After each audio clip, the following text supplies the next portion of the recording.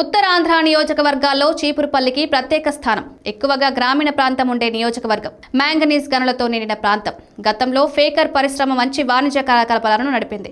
రాజకీయంగానూ చైతన్యవంతమైన నియోజకవర్గం. టీడీపీ ఆవిర్భావం నుంచి హవా నడిపించింది. కానీ దానికి చెక్ చెప్పారు బొత్స సత్యనారాయణ. 2004 తర్వాత ఈ నియోజకవర్గంలో బొత్స సత్యనారాయణ పట్టు సాధిస్తూ వచ్చారు. కానీ గడిచిన ఎన్నికల్లో టీడీపీ అభ్యర్థిగా బరిలో దిగిన కళా వెంకట్రావు చేతిలో ఓడిపోయారు.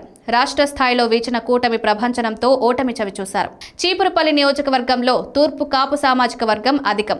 అందుకే అన్ని రాజకీయ పార్టీలు ఆ సామాజిక వర్గానికి టికెట్ ఇస్తాయి. టీడీపీ ఆవిర్భావం తర్వాత ఇక్కడ ఆ పార్టీ అభ్యర్థులు గెలుస్తూ వచ్చారు. గద్దె బాబురావు చాలాసార్లు ఇక్కడ ఎమ్మెల్యేగా గెలిచారు. డీసీసీబీ నుంచి రాజకీయ ప్రస్థానం ప్రారంభించిన బొత్స 1999లో విజయనగరం ఎంపీ అయ్యారు. 2004లో చీపురుపల్లి అసెంబ్లీ స్థానానికి షిఫ్ట్ అయ్యారు.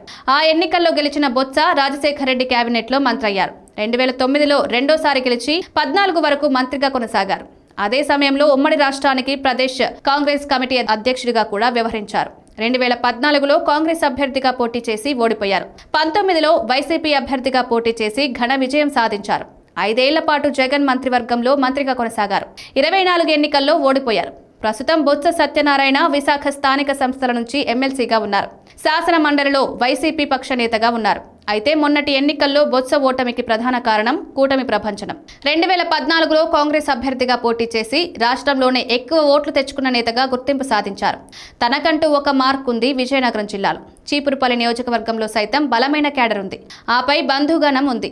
అయినా సరే చివరి నిమిషంలో టీడీపీ అభ్యర్థిగా పోటీ చేసిన కళా వెంకట్రావు మొన్న గెలిచారు. 2029 ఎన్నికల్లో బొత్స కుటుంబం నుంచి ఒకరు పోటీ చేయడం ఖాయమని తెలుస్తోంది. ఇక్కడ నుంచి బొత్స కుమార్తె బరిలో దిగుతారని తెలుస్తోంది. ప్రస్తుతం డాక్టర్ గా ఉన్న ఆమె తరచూ నియోజకవర్గాన్ని పర్యటిస్తున్నారు. పైగా ఇక్కడ డీసీసీబీ చైర్మన్ గా ఉన్న కిమిడి నాగార్జున తన పెదనాన్న కళా వెంకట్రావుతో విభేదిస్తున్నారు.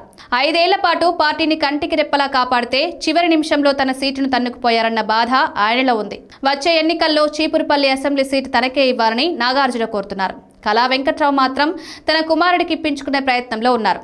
ఈ క్రమంలో సొంత కుటుంబంలోనే విభేదాలు తలెత్తాయి. ఆ ప్రభావం వచ్చే ఎన్నికలపై ఉంటుంది. ప్రభుత్వ వ్యతిరేకత ఒకవైపు, బొత్స ఫ్యామిలీ పట్టు మరోవైపు కలిసొచ్చే ఛాన్స్ ఉంది. వచ్చే ఎన్నికల్లో చీపురుపల్లిలో వైసీపీ జెండా ఎగరడం ఖాయమని తెలుస్తోంది.